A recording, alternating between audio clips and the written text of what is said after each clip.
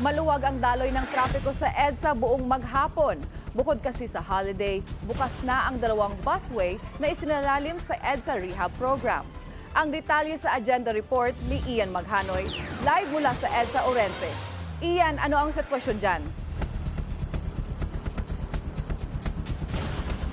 Kaya tama ka dyan, no? Bukas na nga ang EDSA Orense hanggang EDSA Buendia Busway para sa lahat ng mga pampasaherong bus ngayong araw. Pero sa kabila ng pagbubukas ng dalawang busway na ito na nakita nyo sa aking likuran, kapansin-pansin na tila wala o kaya ay kakaunti lamang yung mga pampasaherong bus na dumadaan dyan sa dalawang busway na yan. Maluwag ang daloy ng trapiko sa parehong northbound at southbound lane ng EDSA Orense hanggang EDSA Buendia ngayong Martes. Bukod kasi sa holiday kung kailan kakaunti ang mga motorista sa EDSA, bukas na para sa lahat ng mga pampasaherong bus ang northbound at southbound lane ng busway ng EDSA sa Orense hanggang Buendia. Sa isang payag, sinabi ng Department of Transportation na tapos na ang isinasagawang 24/7 na asphalt overlaying at road reblocking sa mga nasabing dalawang busway.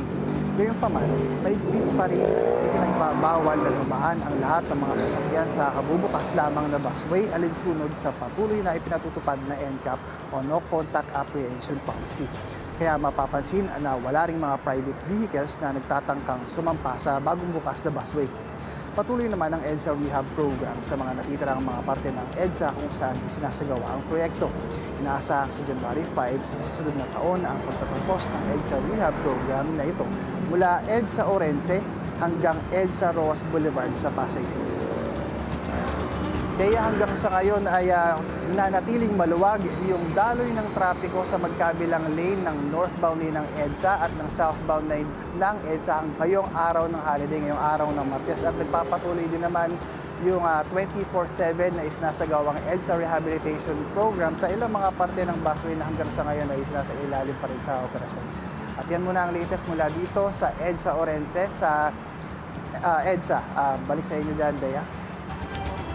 Maraming salamat, Ian Maghanoy, nag-uulat ng live mula sa EDSA Orense.